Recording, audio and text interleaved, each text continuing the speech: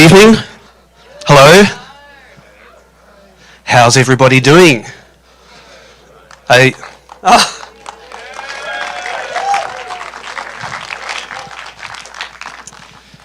Yes, good. I like it when I walk into a room and people just clap for no reason. Are you all feeling animated? Well, I am. I'm very excited. We have a wonderful panel tonight. So many composers that I'm going to have to read them out. Here they are. We have Arturo Cardeluz.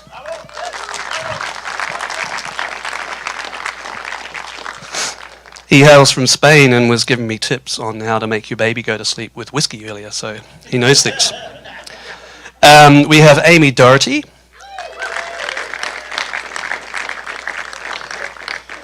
Amy is Irish and, surprise, surprise, has red hair. And we have Tom Howe, incredibly sophisticated man. Now, Tom is English, so be polite.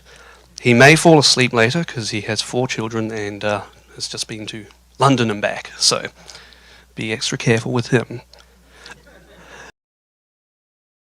And finally, Beck from Canada.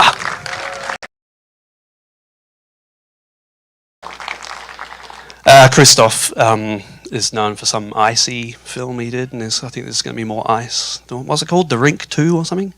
Yeah. Anyway, and our moderator tonight is none other than SCL President Ashley Irwin, who's given me a baleful stare, like, come on, Mark, get on with it. But, I'm sorry, we always have to have fun at these things. You're probably wondering why I've got my LA Film School bag here. Well, here's the thing. By the way, that's not logo. That is buzz. What are we buzzed about? We are buzzed about the SCL Awards, aren't we? Right? Yeah? Is everyone going to enter? Even the LA Film School students that are in here going, what on earth is he talking about? So, none of the people on stage tonight are from America. None of them. I'm not from America. Do you know where I'm from?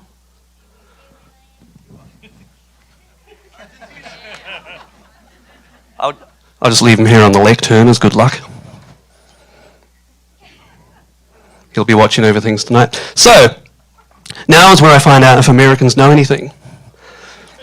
We have a global conglomerate tonight. The earth is within my fingers. I have prizes for anyone who can tell me the capital of Australia. Oh, did you see that? You should play for, where are you from? Yeah.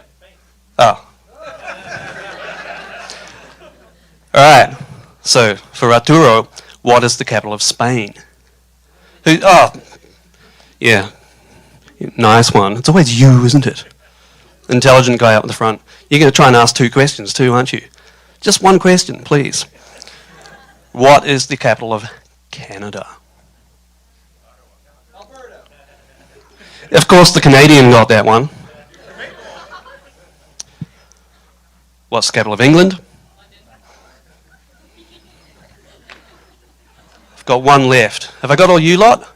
Oh, Ireland! What's the capital of Ireland? It's not Guinness, Ashley.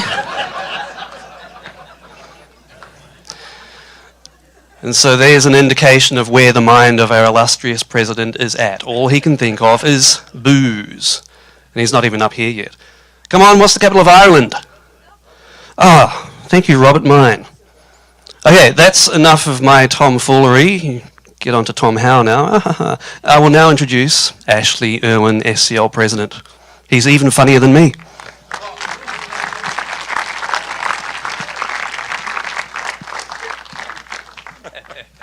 It's not possible to be funnier than you. And do you need this?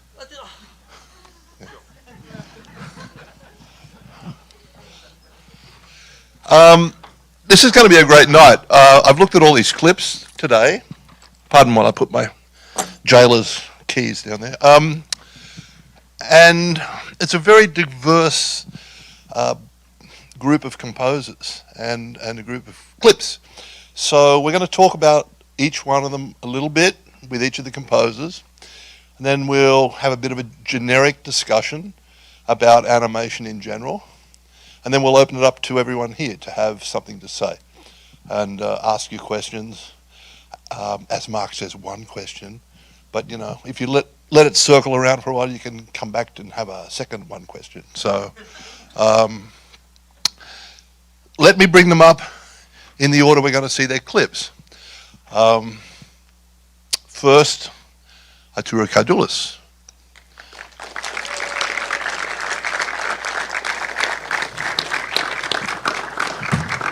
Cardulis. I got it wrong. Even though I practiced, I got it wrong. Sorry. Amy Dougherty.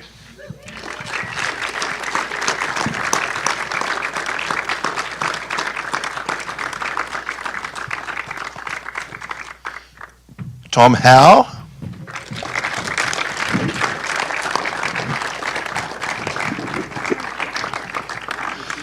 And Christoph Beck.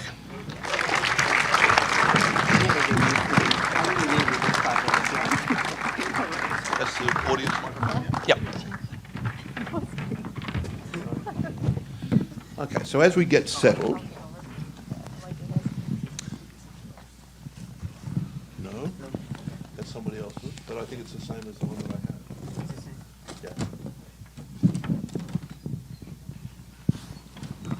I'm looking at this just because I want to make sure I get the clips in the right order.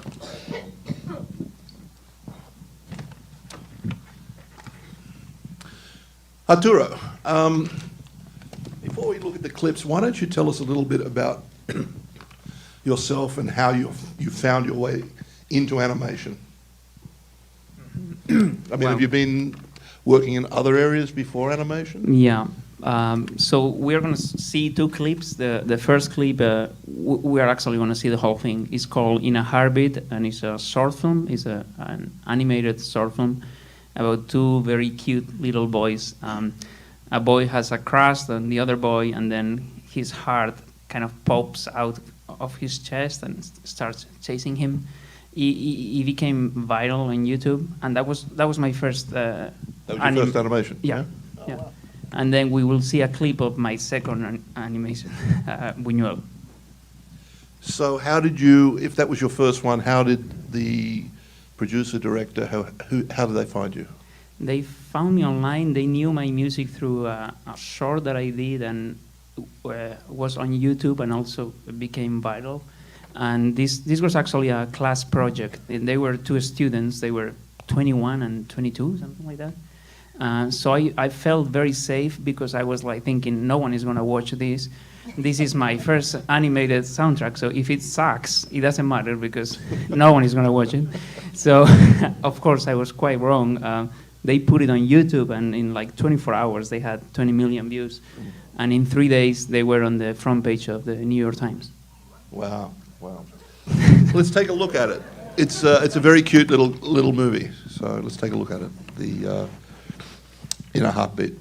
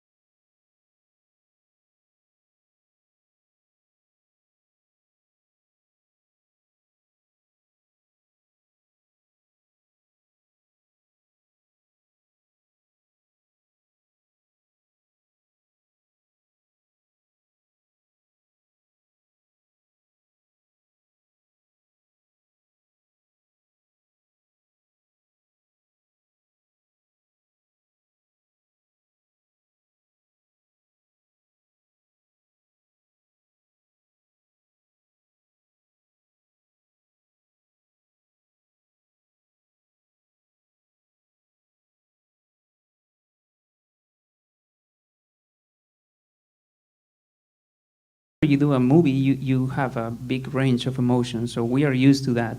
But I had never done it in 4 minutes. That was tough. Did they give you notes on revisions or anything? Did you do a scene and they'd say no? No, we did like 50 different versions. Oh. I remember when we Skyped the first time, and they both were really cute. They were 21, but they looked so young and they were so sweet. And I was like, oh yeah, I'm gonna send the V1, and they are gonna say we love it. and then, so I sent the first. And then I get an email that was the Bible. I mean, it was the longest email ever. I was like, oh, okay, that's how you want to play it, okay? and it was just like that until the very end. They were really tough, but awesome. I mean, every revision made the music better, but it was quite scary. So you were in Spain. Where were they? I know. I was here, you were here. And they were in Florida. They were studying at the they're in Florida. Ringling College. So have you actually met them in real life yet? I met them at the scoring session. We recorded here, and they came. Okay. Mm-hmm. Okay. So let's look at the next one. The next one is actually two pieces from the same. Yeah, and this is completely different. This is a adult animation from Europe about the filmmaker Luis Buñuel, and it's about how he made his documentary Land Without Bread. It's a documentary that he did at the beginning of his career and made him really famous. And in the first scene, we are going to see Buñuel in Paris. He goes to a bakery, and then he starts seeing something weird. And then he has like a nightmare where some elephants that look like the elephants from the Dali painting are parading in the street. And then the second scene, one very interesting thing about this movie is that combines actual footage from the documentary with animation. So we're going to see how Buñuel was filming a group of teenagers, and then we will see the actual footage. And for that scene, we will hear the main theme, the Buñuel theme. Yeah. Okay. We'll bring the lights down. Yeah.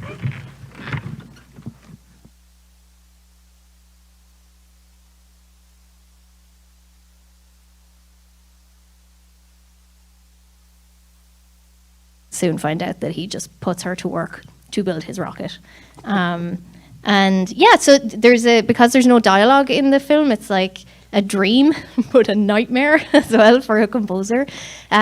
So you'll hear, I gave each of there's just two characters, so I gave them very specific instrumentation. Corey, the older robot, his sound was a bass clarinet, and we just went hardcore on it. And then the smaller robot, Alicia, it's kind of like a mandolin sound. And so his theme you'll hear kind of throughout. And so there was his theme and the Earth theme. Yeah, I'm rambling. Okay. Watch it. Good. Let's watch.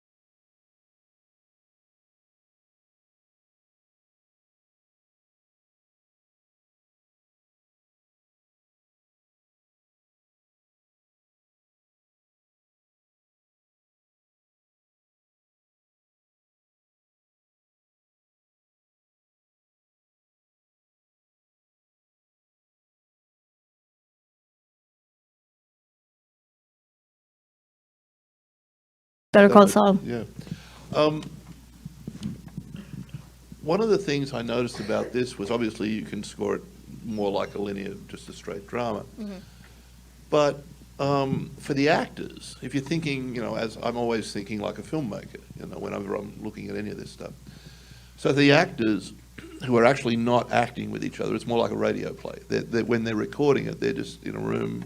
Well, this is slightly different because they did actually act They it do act out it out in in- a small like sound box essentially, and they do act with each other, and it's filmed. Okay. So a lot of what I was scoring to, which was really interesting, I didn't get the animation, so I would just be scoring two people sitting on grey chairs in a grey box, and then I would send the score and get notes back like, so the music kind of missed the shot of the clouds.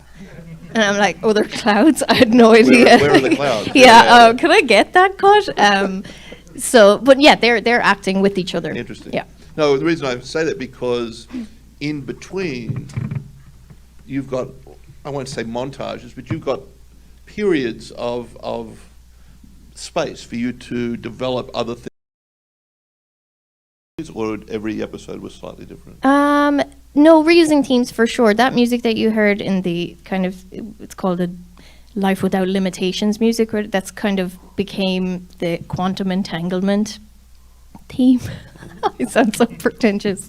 The quantum entanglement theme. Rolls off the And tongue. so it Yeah. goes, basically this is the jumping off point for the series where it takes a whole twist, and she's been living this monotonous life, and that Bob Odenkirk is her dead father who she's seeing, and she's just had a car accident, and so the whole series is about, is she really seeing him? Has she developed like a brain trauma after this accident, or does she have the ability to control time?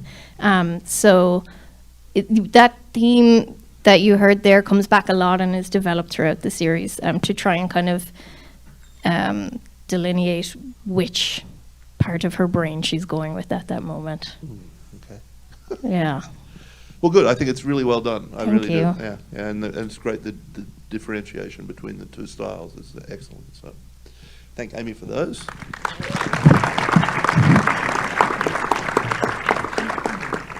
So, Tom, Shaun the Sheep. Shaun the Sheep, yeah. Yeah. How did you get involved in this project? Well, I was actually lucky enough to do the film before this called Early Man, which was also stop motion animation, which I did a co-write with Harry Gregson Williams on. And when we were recording the score for that, the producer of this took me out for lunch on one of those sessions, and he showed me storyboards and told me about this and said, "Do you want to do it?" It wasn't quite that simple. I had to go away and write some music to convince them. Give but- him some ideas. Of Yeah, themes. but it was a long. It's the longest I've ever been on a project. I mean, it was over 18 months. When I was recording, because again, this is no dialogue, 90-minute feature, and when I came on, it was mainly storyboard, actually all storyboard, and without any dialogue or effects, nobody knew what was going on. So they kept saying to me, "Can you just write something to make this work?" And so You had a script though. You had and a storyboard. I had a script and but it was. In the end, we added it up. But I think I wrote 5.5 hours of score, which then got whittled down to about 70 minutes. Wow. So I mean, whole suites that were kind of 15 minutes long, which I then took things from, and then the rest of it would go, and then you'd score a scene, and then it would disappear, and it wasn't there anymore.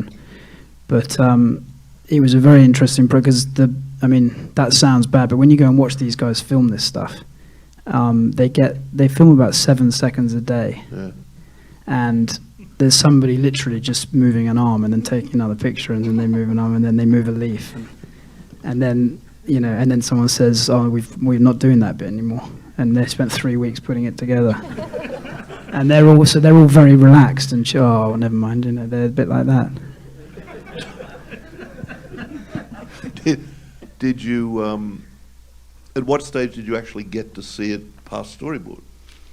Well, bits would come in as you're kind of going along, but I didn't actually see a finished version of it until I turned up for the screening, to the dub. To the dub. Really? And like all these things, you think, I'm used to doing things on a very tight deadline usually, but I thought, God, I've got ages, And then, of course, suddenly it was like everything had to be done in 5 minutes at the end.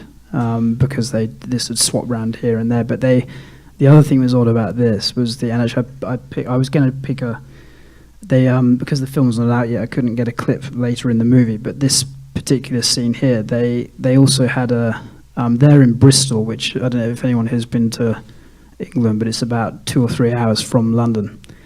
And they built me this little composing room next to the edit, and I had to sort of go there roughly every 12 weeks and hang out for 3 days, which, as you will know, most of you have been to Europe from here with the jet lag, is interesting thing. So you'd arrive in the night, and they all like a sort of drink, and so you'd get in, and then you'd have this enormous night, and then you have to be in quite early. And they'd all just come in with tea and biscuits and sit there and play things and just wait for you to do something. It was really strange. And this clip, they had one time I went, they had guitars out, which they'd never had again or before that. And they had the opening of this film, and it's on the farm. He said, it was farm sounds, we brought you some guitars in. And I played this thing on the guitar, but only out of pure distress, because I had to do something, because they were all watching. And I tried to rewrite it about 11 times in different, and it ended up staying in the film. And that's what this is really. It's the sort of desperation at 9 a.m. on a Thursday morning. With or without a hangover? Both, yeah, with a hangover. So we're going to look at it, but the people who are going to be, where are they? I don't see them. Who are streaming have to turn their camera off at this moment. So I've said what I had to say. Not out yet. If anybody sues this, Tom. My name's on the picture. They have his address. Yeah, it's okay. So let's watch Shaun the Sheep.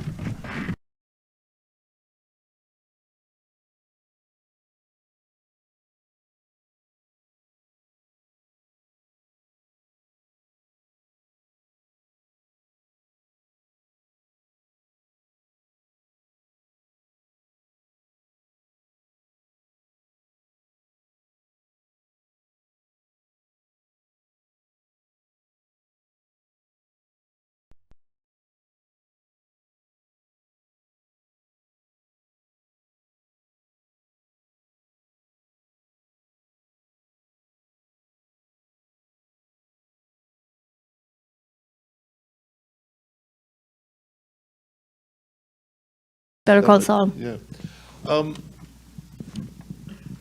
One of the things I noticed about this was obviously you can score it more like a linear, just a straight drama. Mm-hmm. But for the actors, if you're thinking, as I'm always thinking like a filmmaker, whenever I'm looking at any of this stuff. So the actors who are actually not acting with each other, it's more like a radio play. When they're recording it, they're just in a room. Well, this is slightly different because they did actually act They it do out act it in out a small sound box essentially, and they do act with each other, and it's filmed. Okay. So a lot of what I was scoring to, which was really interesting, I didn't get the animation, so I would just be scoring two people sitting on grey chairs in a grey box, and then the score and get notes back like, so the music kind of missed the shot of the clouds. And I'm like, oh, they're clouds? I had no idea. Where are the clouds? Yeah, can I get that cut? But yeah, they're acting with each other. Interesting. Yeah. No, the reason I say that because in between, you've got, I won't say montages, but you've got periods of space for you to develop other things before you come back to the dialogue, in these scenes anyway. Mm-hmm. And is that in what you're seeing, or are you just getting the grabs? Do you have that meted out in between? We would talk about it. The spotting sessions were very extensive, and they would explain, frame for frame, what is going to happen here. And a bird will fly that will turn into a fish that will turn into the sky, and score that. Cool. Right. But yeah, especially in the later episodes when we were kind of chasing the release date that was coming up, I would be brought on earlier and earlier, so it was difficult to try and remember what's happening in the background of all of these things. Now, how many in the series? 8. 8. Were you reusing themes throughout the series, or every episode was slightly different? No, reusing themes for sure. That music that you heard in the it's called a Life Without Limitations music, that's kind of became the quantum entanglement theme. I sound so pretentious. The quadruple entanglement theme. Rolls off the And tongue. so it Yeah. goes, basically this is the jumping off point for the series where it takes a whole twist, and she's been living this monotonous life, and that Bob Odenkirk is her dead father who she's seeing, and she's just had a car accident, and so the whole series is about, is she really seeing him? Has she developed like a brain trauma after this accident, or does she have the ability to control time? So that theme that you heard there comes back a lot and is developed throughout the series to try and kind of delineate which part of her brain she's going with at that moment. Okay. Yeah. Well, good. I think it's really well done. I Thank really you. do. Yeah, and it's great. The differentiation between the two styles is excellent. So, thank Amy for those.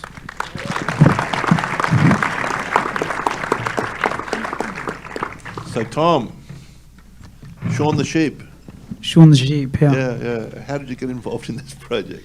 Well, I was actually lucky enough to do the film before this called Early Man, which was also stop motion animation, which I did a co-write with Harry Gregson Williams on. And when we were recording the score for that, the producer of this took me out for lunch on one of those sessions, and he showed me storyboards and told me about this and said, "Do you want to do it?" It wasn't quite that simple. I had to go away and write some music to convince them. Give but- him some ideas. Of Yeah, themes. but it was a long. It's the longest I've ever been on a project. I mean, it was over 18 months. When I was recording, because again, this is no dialogue, 90-minute feature, and when I came on, it was mainly storyboard, actually all storyboard, and without any dialogue or effects, nobody knew what was going on. So they kept saying to me, "Can you just write something to make this work?"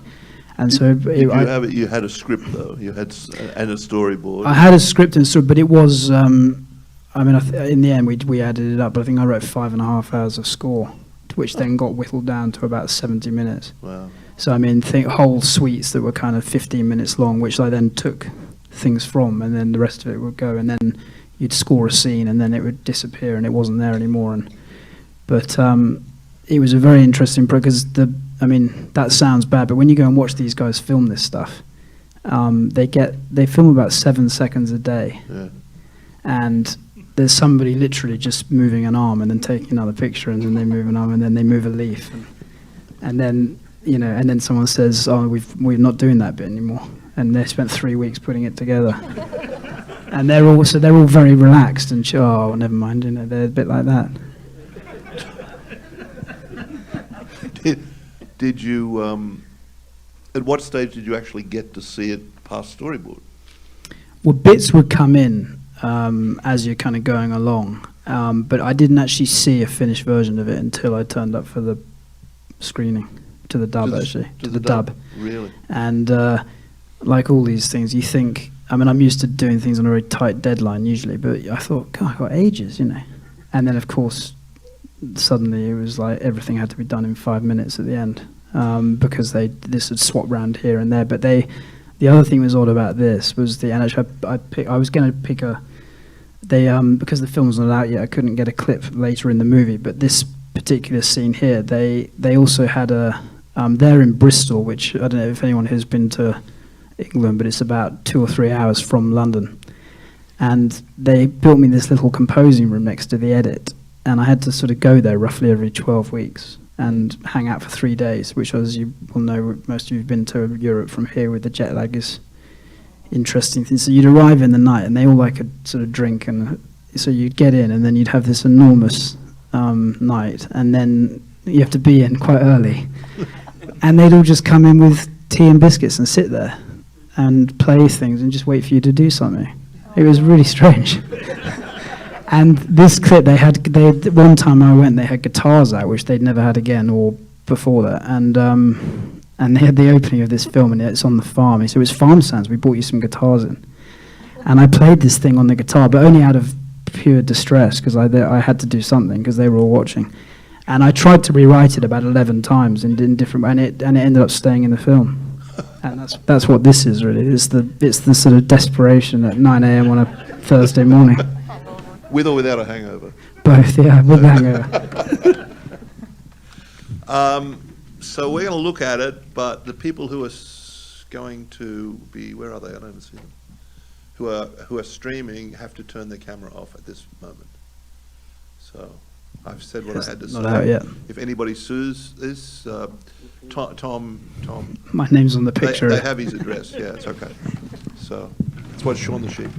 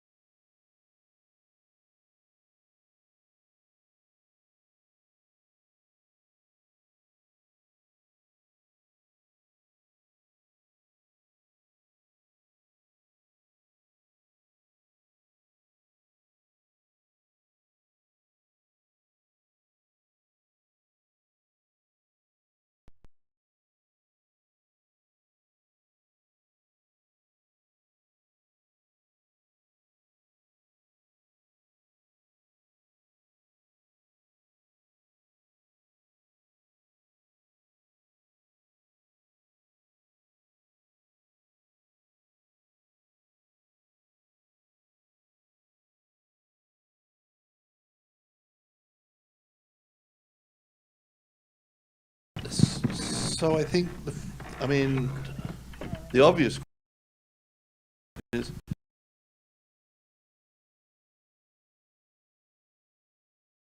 what is it that they're seeing? Obviously they have a concept in their head, but even when there's multiple people, we've all been into spotting sessions when there's a room full of people and nobody has the same thought in their head. So how do they agree on anything, let alone music?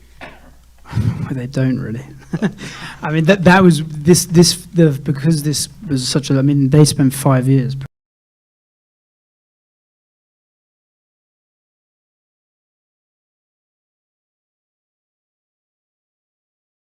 And I mean, was there one person ultimately who had the power? Well, you try to. There was, but straight. I mean, there were a lot of in the making of this, but we ran into a few obstacles. One of them, there were many, but one of them was that the producer who really had the final word, he got unwell and he disappeared for about 3 months.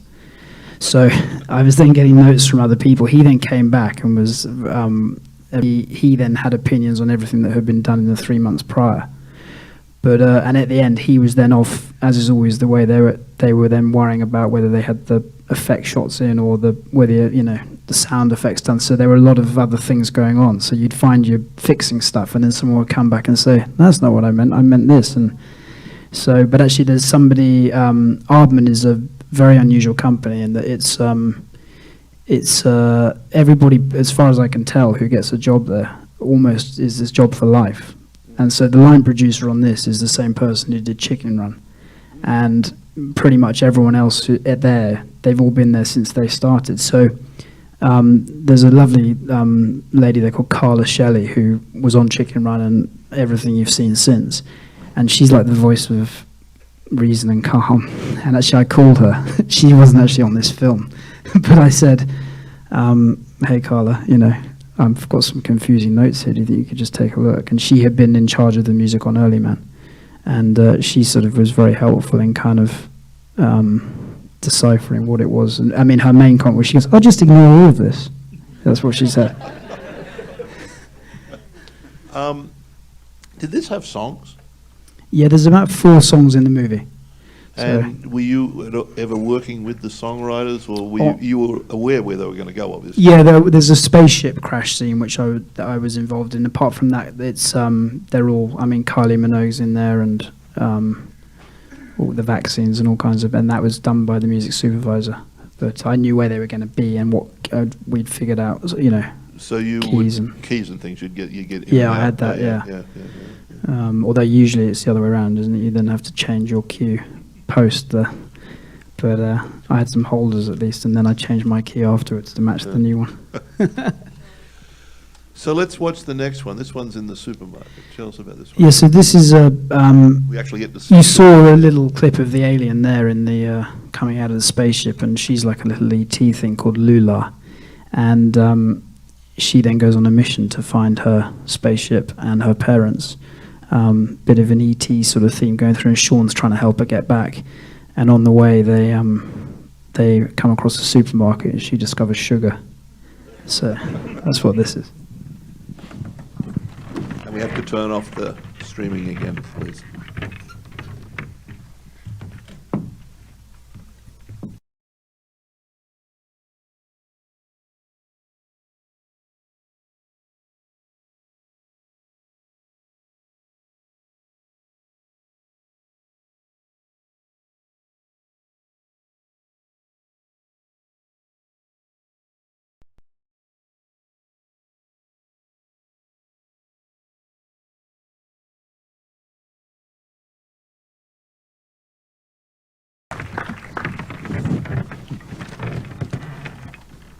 So I'll say the same thing to you about the sound effects. I mean, a lot of sound effects in there. A lot of sound effects, yeah. And actually, I partly picked this because I actually had continuous music through this, and there's a lot of music in the film because obviously there's no dialogue, as I said, even with I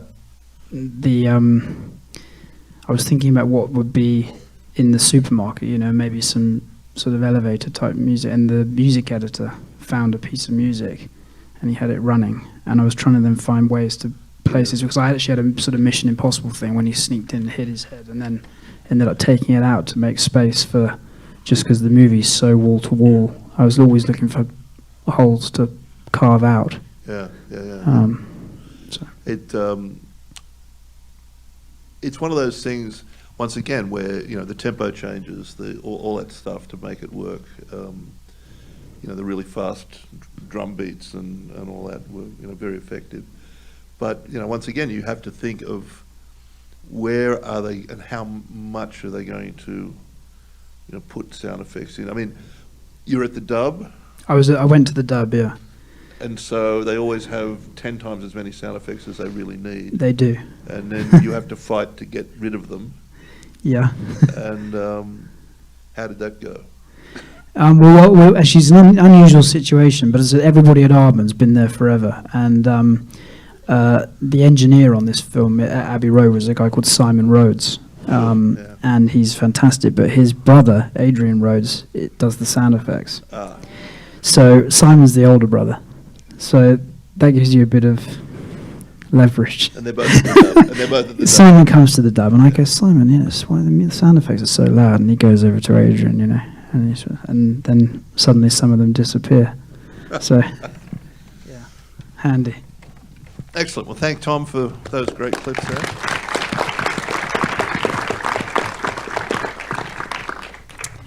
So last but by no means least, we'll talk to Christoph about, we've got 2 clips from Frozen, one from the first Frozen.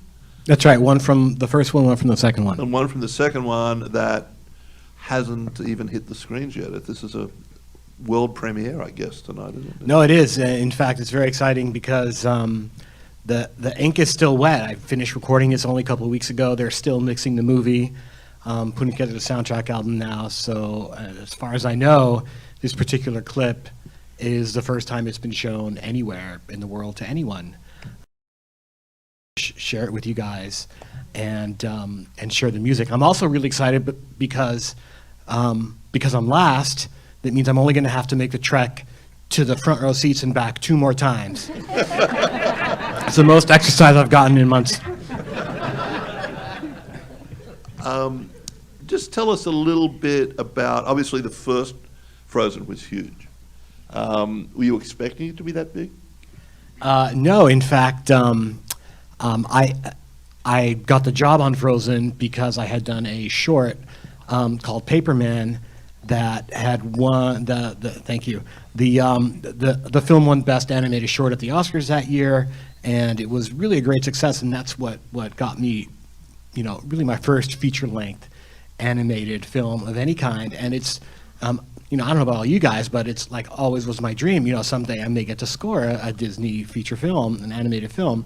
It's such a long and amazing tradition of films and scores. And I remember when I saw the first clip of Frozen, it was very early in the process, and quite famously, I should add, it took a while for the film to really come together. I learned since then, having worked on a few feature animated films, that is par for the course. You know, it was really early, and it still had quite a few problems. And I remember seeing it and thinking, oh my gosh, why did my first, you know, animated film have to be, you know, this stupid princess movie? Why couldn't it have been Wreck-It Ralph, you know, which had just come out at the time, and it was awesome. Of course, you know, over the next 6-9 months, the film really took shape and became, you know, the phenomenon that it is today. And it's been really a special project. I think any composer's career to have a project like that. I mean, I can really sort of trace my career to pre and post Frozen, and I'm eternally grateful and thankful for it. How long did you work on the first Frozen? About 6 months. Oh, not too bad. Yeah. And did you work closely with the Lopez's, or not at all, or a little bit? Or? A little bit, yeah. By the time I was brought into the project, the songs were already done. Of course, because it's a musical in the traditional sense of the word, where the songs advance the plot. They're involved at a very early stage with the writing, and they meet weekly with the writing team to collaborate with them. So by the time they're ready for me, the songs are mostly done. They asked me to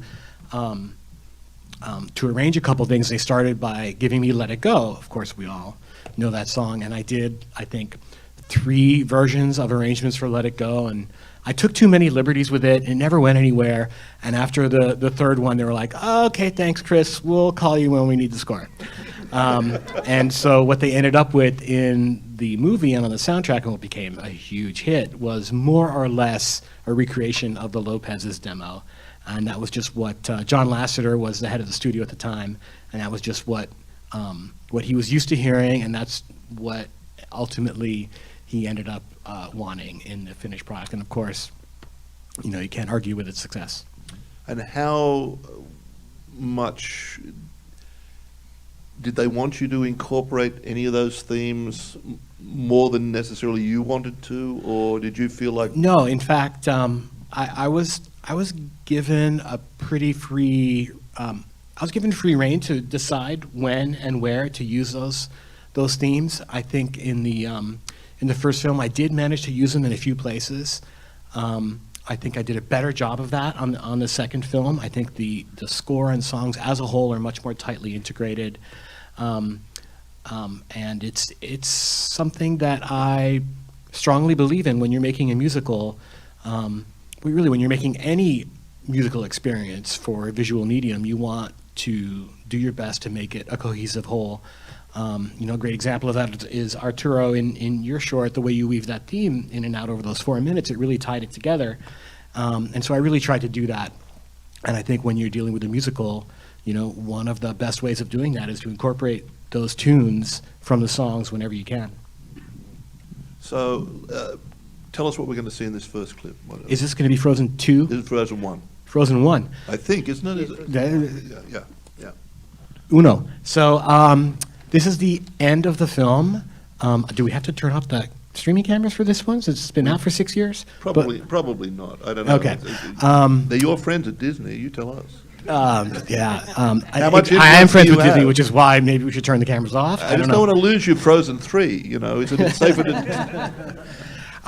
This is the end of the film, and what you hear is a reprise of a piece called Vuele, which is also a choral piece from a choir in northern Norway that Disney sends out scouts before they do a film, if it's set in a particular location, and they just try to suck up as much of the culture as they can. And they came back from one of their early scouting trips with this CD of this little choir made up of mostly university students called Cantus.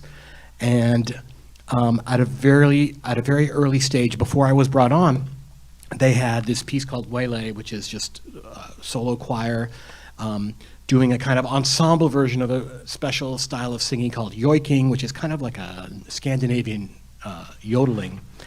And this was in the over the logos and over the main title, and thus began a process where I attempted and reattempted to beat that piece. And again, this was a John Lasseter was not really involved in giving me notes directly, and he was quite hands-off, except really for this opening. He was quite attached to it, and you know, I tried to beat it, and I couldn't. Eventually, they licensed it, but they asked me to rewrite a middle section of it because it was a religious reference, and Disney is very allergic to all religious references. So in the end, I collaborated with the original composer of that piece, and I found a way to bring it back during a climactic scene at the end, and that's what you're going to hear. Terrific.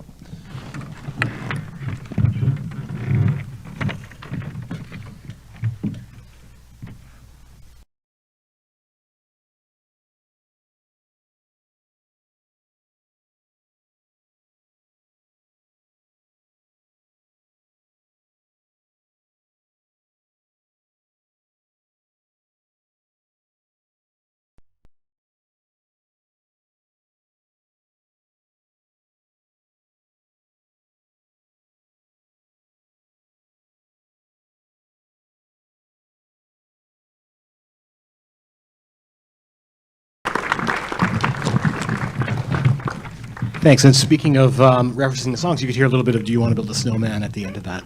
Yeah. So Frozen 2 comes along, and they want to obviously keep the same style, the same sound. Do they want to keep the same themes, or do they want to introduce new themes? Or, I mean, new songs, obviously. Well, once again, you know, one of the things I love about working with Disney is they basically let me do my thing. Of course, they're very involved, and they give me their thoughts once I've written it, but there's not a lot in terms of specific direction. They're very trusting and respectful in that way.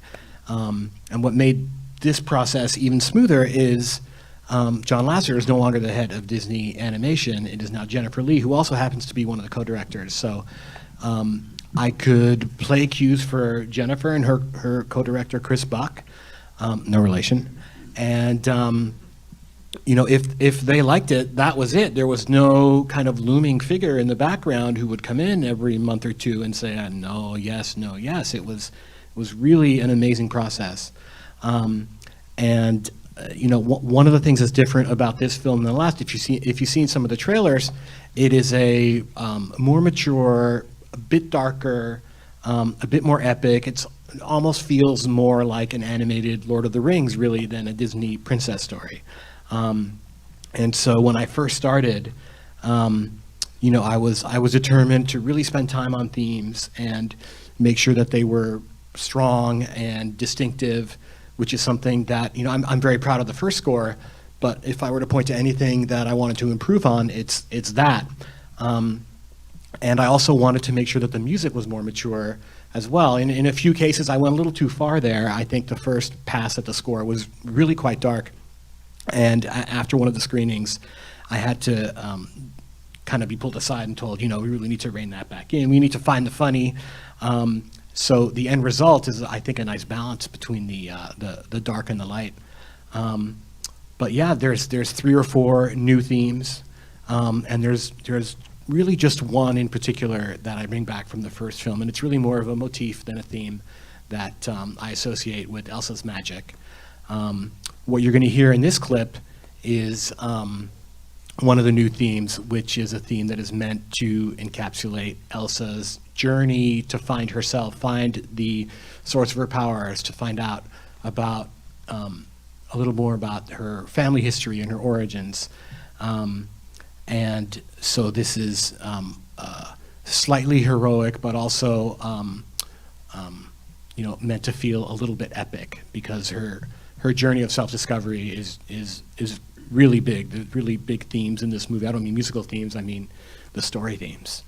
And anyway, the clip we're about to see is a scene where she, on the course of this quest, she has to travel to a faraway island that is across the North Sea.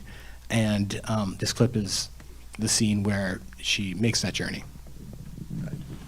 So let's turn the camera off again, and this is the premiere of Last Hike.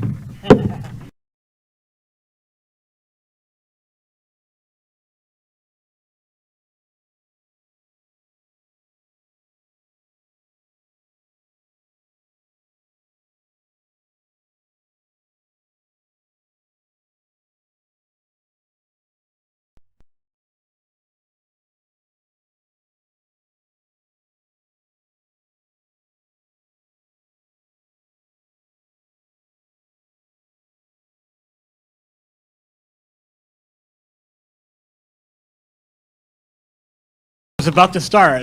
They cut the scene off and they made a music edit there that surprised me. So there's like another minute in the scene, and that's when she finally does tame that horse and rides it, and that's where you hear her theme come in big and lyrical.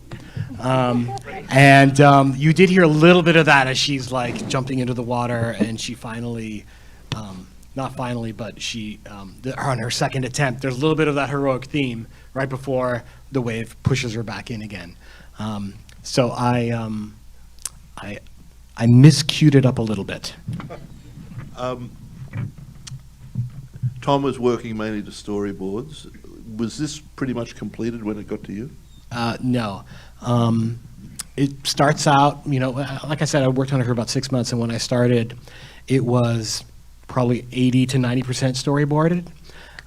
The only finished scenes were ones they either had to get done for marketing or ones that they knew were locked and they weren't going to change. And one of the great frustrations and great pleasures of working in animation, the frustrating part is you are working to very rough storyboards, and we've all talked about storyboards. For those of you who haven't seen them, they look like, they make South Park look sophisticated in terms of animation. It's like, if you can imagine, like comic book panels just kind of changing from one to the other. Sometimes the voices that I'm hearing are not the real voices. It's whoever was in the hall that day doing Elsa. And one of the great pleasures of animation is over the course of those 6 months, every time I get a new version of picture, every couple of weeks at first, and then every week down the road, and then maybe even more often, more and more shots get finished. And the movie really starts to come together. And of course, there are things that come in, you're like, oh, that's what that looks like. I really need to go change that. And I also rely on my collaborators, the directors, and the editors to help guide me when the storyboards are not quite enough to tell the whole story. How much do you think you had to change over the course of, you'd written something, you were really thrilled with it, and then you see it and you go, oh, that's not quite what I imagined it was going to look like. How often did that happen for you? It probably happened a half dozen times. Generally, I was mainly given big sequences or just little catch things? a little bit of both. Yeah. Most of the time, the filmmakers have a pretty clear vision of what it's going to be, and if they can hear me going down the wrong path, they can nudge me on the correct path. So thankfully, it doesn't happen that often. And what would you say you learned from the first one and the second one? Did you change your approach in any way? Obviously, musically, you introduced some new things, but having done a Disney one the first time, what was the second one that you learned from the first one? I already alluded to a little bit. It was really important to me to have strong themes that I spent time on. And the first film was my first animated film. I didn't really understand the process. And, the first minutes of music that I wrote for it were a scene that they were showing at a convention. I think it's D23, I think it was. And so I got the scene, and they're like, okay, we need it in a week. And I'm like, oh my gosh, I'm just going to dive in, and I need a theme, and I'm just going to kind of fly by the seat of my pants and wing it. And, for those composers out there and up on stage with me, I'm sure, you all know that this is not a great way to start a movie. Sometimes you don't have a choice. You have to just dive right in and go. But in the first Frozen, I felt like the themes were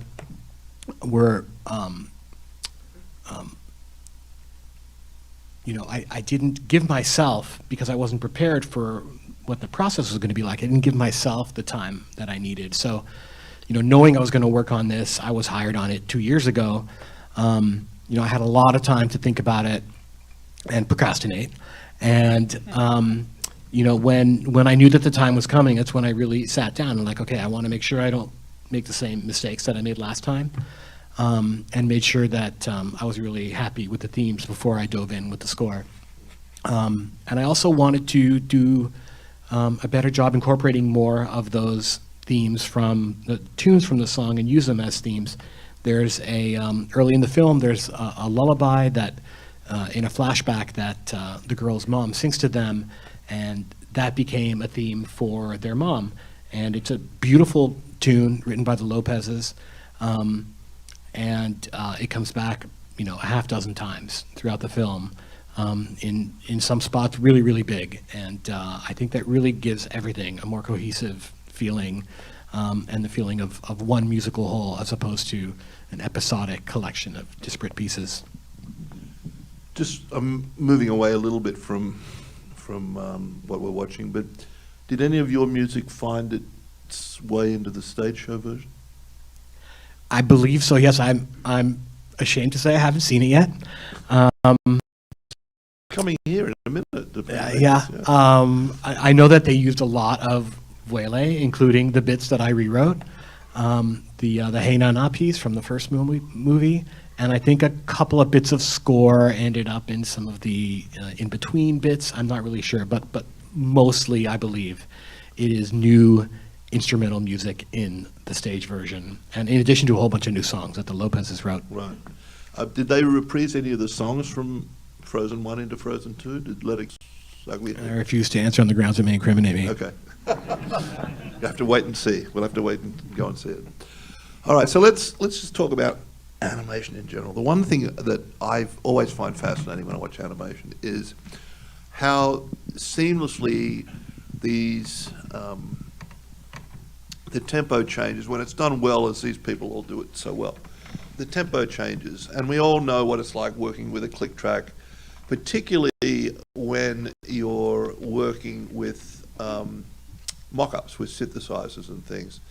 It's kind of a blessing and a curse, because you're working with a beat or a tempo or a click track that can change instantaneously, and that's not how an orchestra responds. You always have to allow a little time for the orchestra to know where that new tempo is coming from, whether it's one click, two clicks. It just can't change the way it does in sequence. So when you're writing, the architecture of each of these cues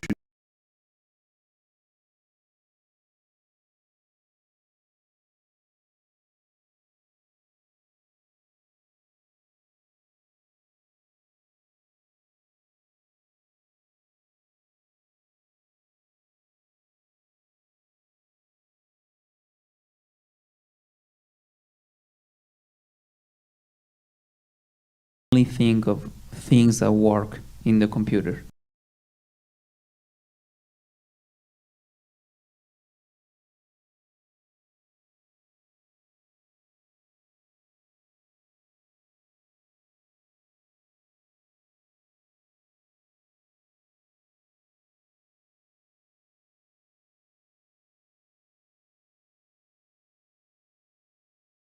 I always find when I'm writing and then having to conduct it, it's two different disciplines and two different thought processes. And in this, because you have different time signatures as well as tempo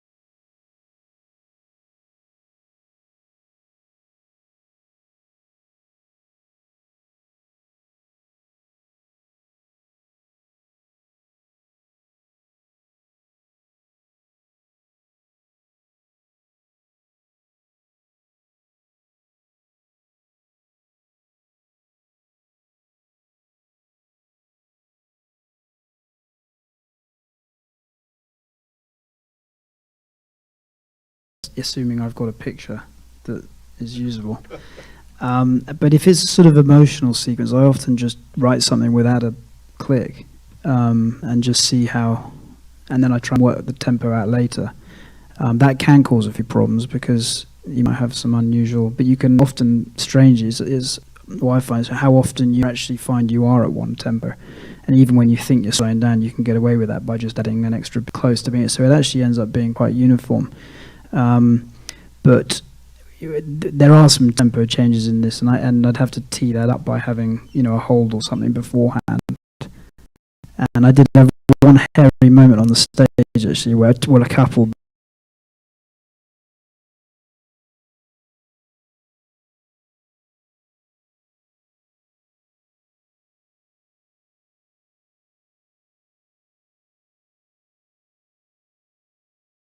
to have it again soon, but I had to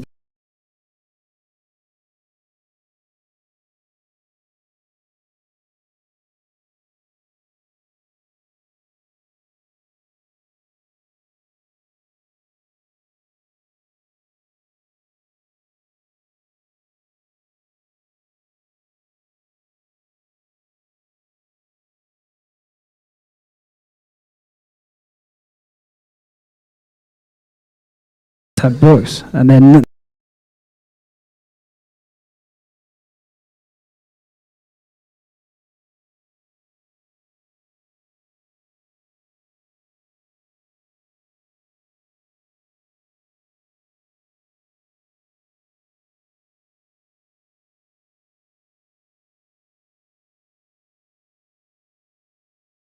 could we do something else there? And this is after they'd already approved you. Yeah, they'd approved the demo, it'd been in all the screenings and everything was good, but yeah, suddenly you're there and you get that heat coming up through your feet into your brain, you know, and you suddenly just start absolutely panicking, your heart's going about 200, and you go, no problem, I'll sort it out, you know. I had an editor friend of mine, sorry, not an editor, a mixer friend of mine, he said, hell has finally frozen over, because we have an Avid sitting at the end of the console, and they're actually cutting the picture while the orchestra's there. They hear the orchestra playing, and they go, maybe it'd be better if we added a few frames. Wow. And they would just say, people would sit and wait. Well, you know, he says, I can't believe it, I'm sitting here working on this film. And they're changing the picture, and there's 100 guys sitting there, you know, it's like. Chris, what was your architecture? I treated both Frozens as basically they were live action. There's not a lot of call for the type of kind of classic Carl Stalling approach in these films. I don't really have much to add to what you guys said, except that with the way we record today, instantaneous tempo as you're conducting, or in my case, my conductor Tim Davies, to just tell the orchestra to stop at the end of this bar, and we make sure we've got it, and then we put 4 or 8 new clicks at the new tempo in front of the next section, and we just keep going, and we cut together later. So, I was trained the way that you were alluding to, where you would need to like get to a certain point and then hold the music while the new tempo comes in and make sure there's enough clicks for the musicians to internalize it, do it all in one take, but I don't bother anymore with that. It makes it easier then to do it that way. Yeah. Where's the mic? Let's have some questions from the audience. Mark, It's are you? There's 2, and Marie's got 1. Yeah. You're surrounded. Okay. Who's got a question? There's one here.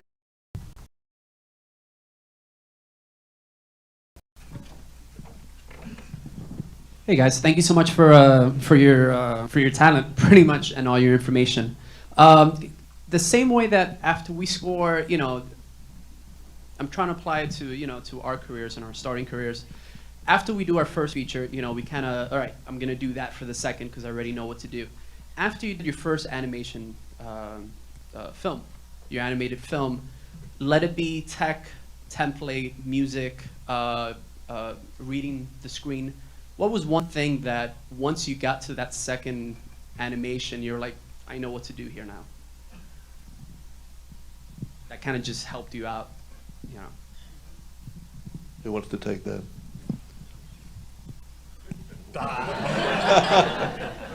Everybody's. I already mentioned mine. Someone else go. Well, I think, and this probably doesn't just apply to Anne, but I think everything you do, hopefully you learn something from the thing you did before. And, but I think ideally, on each project, you try and find I actually delete my, I mean, apart from the orchestra, I try and delete my template. So there were some sounds in this which you didn't really hear, but they were synth sounds for the Alien that I made just for this film, and then they're deleted now. I'll never use them again, type thing. And every on the film before, there's sort of caveman grunts and odd instruments there that then came in for that, and trying to find a different sound. So I actually try not to take too much forward on between projects, so that it doesn't sound like I'm just repeating myself. I mean, obviously you can always favour, I think, certain harmonic shifts and certain language, and you can take that forward, and obviously the more you write to picture, the more you can pick out certain things and leave holes for things like alarms or whatever it may be, and I think you take that forward. But I think ideally when you move on to the next thing, start blank and go from there. And that's great advice in any genre. I don't think there's anything special about animation that that makes it unique in terms of what you might learn from your first to your second. I think every film is a learning process, and you know, I think there's nothing we could say here about animation that wouldn't apply to every project in your career. Anyone else? Do you add anything? I'll just say it's slightly off topic, but kind of in that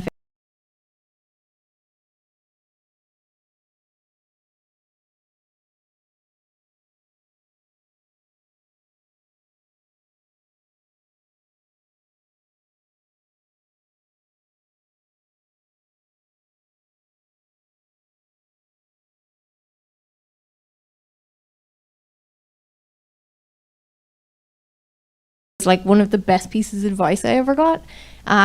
He like came in my room, and we had all had a few hours to get started, and he came in and he was like, I don't want to hear what you have in Pro Tools, like play me your theme on the piano, like you need to know it inside out. And I played it for him, and he said, great, go ahead, I'll be back in.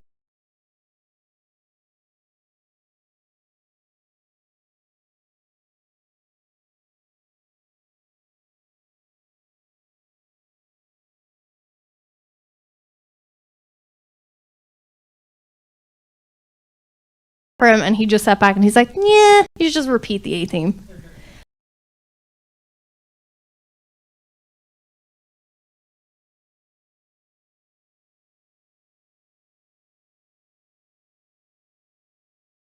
You've been playing it for hours and hours, and he just, yeah, he was like, repeat it, repeat it, repeat it. I guarantee you, like, people have to hear it so many times to really get familiar with it. So that's something I learned and took onto my next animation project. You're welcome. I'm a big Aardman fan, and Shaun the Sheep, of course, has been in several pictures before. Did you listen to all the previous Shaun the Sheep scores just to, you know, to kind of pick up a theme that maybe needed to be repeated or not? Yeah, I did. I had. It was actually interesting because, as you say, I mean, he first appeared in 1995, I think, right. And there was a very successful Shaun the Sheep, the first movie, which is really great. Actually, I don't know if anyone hasn't seen it, you should go and watch it. But it's brilliant. It's brilliant, yeah. And initially, when I came onto this, there's obviously an existing Shaun theme in the TV series, which is hugely well known. But one of the reasons they asked me to be involved is they wanted a new theme that they thought was more film, more cinematic than TV. And because I actually was going to try and use the TV theme and try and work that in throughout the score. But that's where, so I didn't actually have to take, everything in this is original in terms of thematic material, so I got about 5 themes and different motives and things. But also this movie started, the clip you saw with the guitars, the score starts kind of after that little sci-fi prologue. It's farmy sounds, and then it goes off in a different direction, and by the time the film gets in the last sort of 2 reels, it's pretty much a purely symphonic score. So it was, I did listen to that, but then it sort of moved on in a different direction. So yeah, different sort of movie really. I've got one here, and it's fantastic. I don't even have to move. Thank you guys so much. I was really curious, are there any creative rituals that you guys do to kind of spark when you're first hired on a project to kind of get the juices flowing and coming up with concepts for themes? Well, I'm a pianist, so I just go to the piano and I start messing around. And at least for me, the first week I try not to look at the picture a lot because it's usually very intimidating. Whenever I see a picture with no music or with Tim, I always feel I don't know what to do with this. I'm the wrong composer. I should call them and tell them to hire someone else. But if I just go to the piano and I relax and I start doing melodies, that's when ideas start coming. Yeah, I think the fear of the blank page is pretty universal experience among all artists. We all have our own ways of dealing with it. I am not a pianist, but I too go to the piano and use it for inspiration. I will watch the movie over and over again for inspiration. I will listen to other music, whether it's scores or anything else. I think for me, most importantly, is just having the time to think about it, and then at a time when I least expect it, some silly idea will pop into my head. And before I relinquish the microphone, I just want to say thank you, Amy, for that story. It's very gratifying to hear when some stupid thing I said actually resonated with someone, and that is really great advice. Like, if that's the importance of having a strong theme. If you have a strong theme, then people will want to hear it over and over and over again, and you should have confidence in it. Okay, I'm done. Oh, you got another one? Beat you. Thank you. Great work. So diverse. Thank you. This is directed mainly at Amy, also Christoph, because Christoph has done TV series. But I didn't hear anything about series, and for a lot of us composers, our first introduction to animation is a TV series. So has everyone done a series of some sort on the panel? Well, not animation, but yeah. Well, no, I know. My favorite, I love Buffy. Your work on that was fantastic. Thank you. Way beyond TV, in my opinion. Anyway, Amy, you've done a series, and how did this affect? This is a lot different than doing a feature. Yeah, it's definitely different. I really like the process because you have a lot more time to develop a theme and bring it back and repeat it so people can hear it. I guess you just have more time and you spend more time with these characters, so you can really get inside their psyche and their head, and by episode 8, hopefully, I won't say people might not recognize the themes, but they're doing a subconscious something recognition in there, so you can use them to manipulate emotions. It's quite dark, yeah. But yeah, it is a different process, but it's a really enjoyable process. Also, because when you get in the later episodes, you already have a bunch of themes, so like the hard work's kind of done, and you're just cruising and enjoying. Call the music editor. Yeah. Until they throw in the Mirror Universe episode. And, yeah. Do you all break down at the beginning of the project just how many minutes you have to write a day and try and hit those numbers religiously, or I thought you were going to say breakdown psychologically. No. That's later. That's much later. No, in the beginning, when you say, okay, they've given me whatever it is, 6 weeks, 6 months, 18 months. Did you know you were going to have 18 months? No, it did get pushed, but I knew I was going to have a long time. But I mean, I don't really work out how many things I need to do a day, but I just know that I'm going to get it done. And weirdly, I mean, not unsure of the quality, but if I have 5 days, I'll get it done. And if I've got 5 months, I'll get it done. But I'll probably just spend much longer sort of beating myself up, worrying about it. I mean, I think that's most composers would say we'd keep working on it until they take it off us, until they take it away. you would always find something to tweak, you know. So, other questions out there? There's a couple down here. Ruben's got one, and there's one there.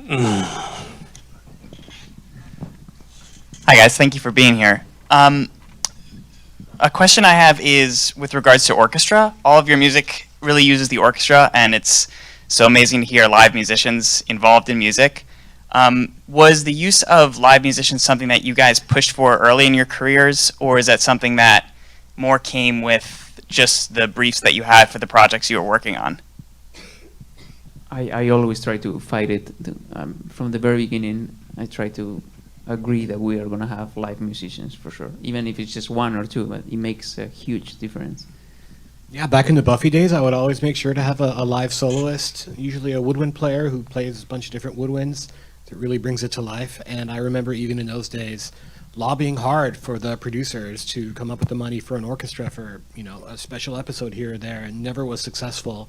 But I mean, that's always the most exciting thing, right? Especially when you're early in your career and you don't have a lot of experience working with orchestras, it's got a certain magic. So yeah, I think trying to include live musicians and the special talents and expression that they bring to your music is always great.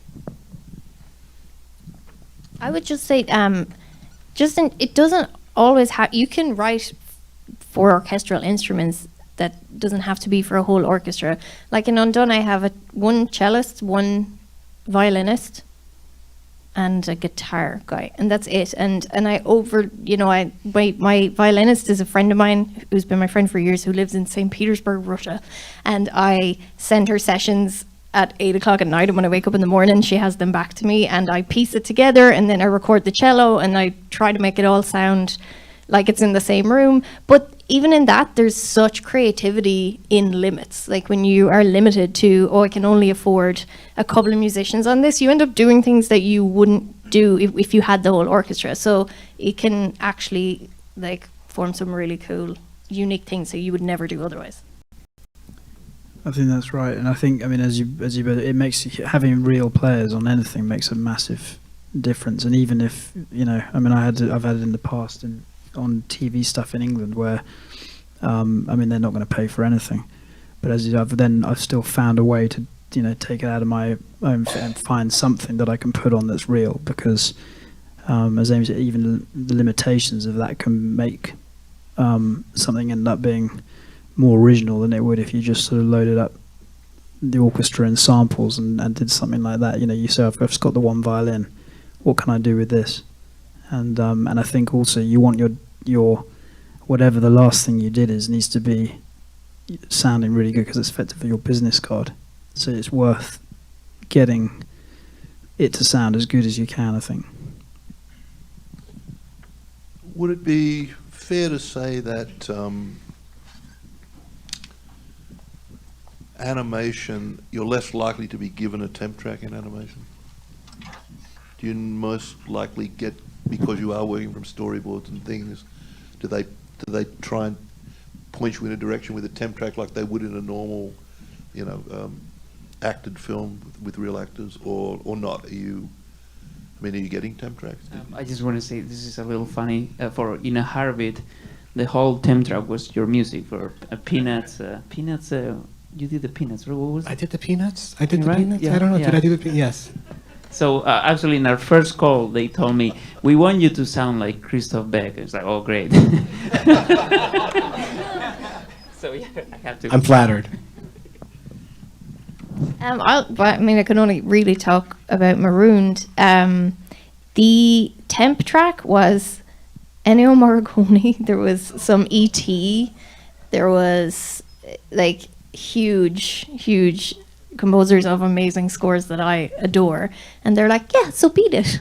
But the thing that was funny, because there is no dialogue, the way they had temped the movie, and they obviously knew the story, but when I watched it the first time, I didn't know anything about it, and the temp actually told a different story. The music, I didn't fully understand. I thought there was a robot back on Earth, that this robot was trying to fly home to see, and that he had a girlfriend on Earth, because they had this crazy romantic cue came in when he looked at the earth or when he looked at the photograph of the. So I didn't quite get that. So in a way, it was good because it was my one. Oh, at least I can do something a little that works a little better, but obviously not better musically because it's Ennio Morricone. Any other questions out there? There's one here.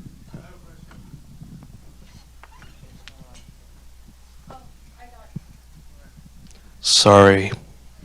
Hi, thank you guys so much for your wisdom tonight. This question is for sort of all of you.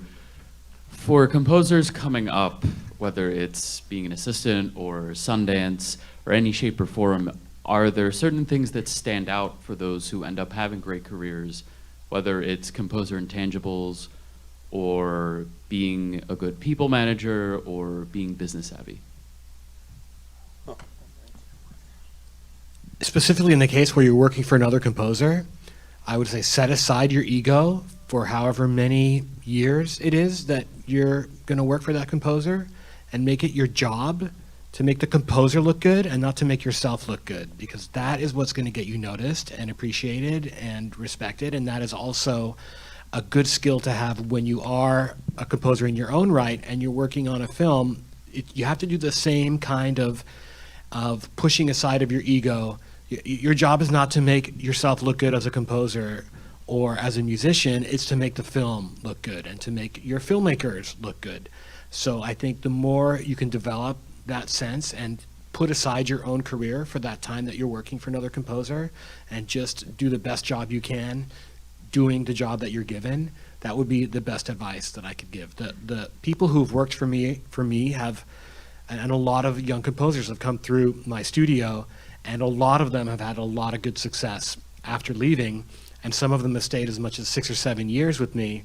The ones that have had the most success and the ones that have stayed the longest are the ones that I could rely on, you know, to put the project first and not their own ego.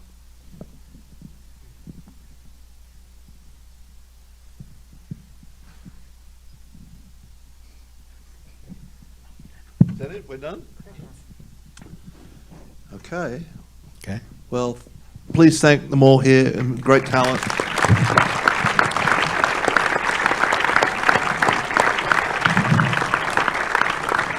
And thank you all for coming, and have a safe ride home.